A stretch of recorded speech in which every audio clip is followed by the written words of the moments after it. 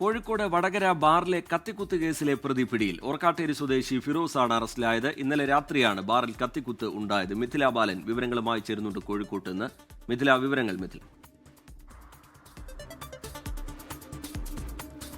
ഇന്നലെ രാത്രി 9 മണിക്കാണ് ഈ ഒരു സംഭവം ഉണ്ടായത്. വടകരയിലെ ബാറിലാണ് ഇത്തരത്തിലുള്ള ഒരു കത്തിക്കുത്തുണ്ടായത്. തുടർന്ന് പ്രതി അവിടെ നിന്നും ഓടി രക്ഷപ്പെട്ടിട്ടുണ്ടായിരുന്നു.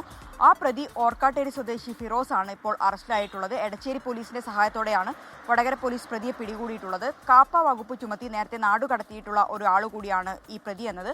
വൈദ്യപരിശോധനയ്ക്കായി ആശുപത്രിയിൽ എത്തിച്ച സമയത്ത് പ്രതി അക്രമാസക്തനാവുകയും പോലീസിനെ തട്ടിക്കയറുകയും ദൃശ്യങ്ങൾ എടുക്കാൻ ശ്രമിച്ച മാധ്യമപ്രവർത്തകരോടും സമാനമായ രീതിയിൽ പ്രതികരിക്കുകയും ചെയ്തിട്ടുണ്ടായിരുന്നു. എന്തുതന്നെയായാലും ഇന്നലെ രാത്രി 9 മണിക്കാണ് വടകരയിലെ ബാറിൽ ഇത്തരത്തിലുള്ള ഒരു കത്തിക്കുത്തുണ്ടായത്.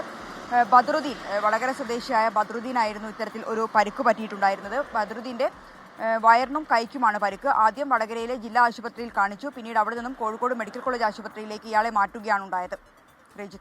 ലോകത്തെവിടെയായാലും ഏത് സമയത്തും 24 വാർത്തകളും ഓഗ്മെന്റഡ് റിയാലിറ്റി പാക്കേജുകളും എക്സ്പ്ലെയിനറുകളും വിശദമായി കാണാൻ ഞങ്ങളുടെ യൂട്യൂബ് ചാനൽ നിങ്ങൾക്ക് സബ്സ്ക്രൈബ് ചെയ്യാം.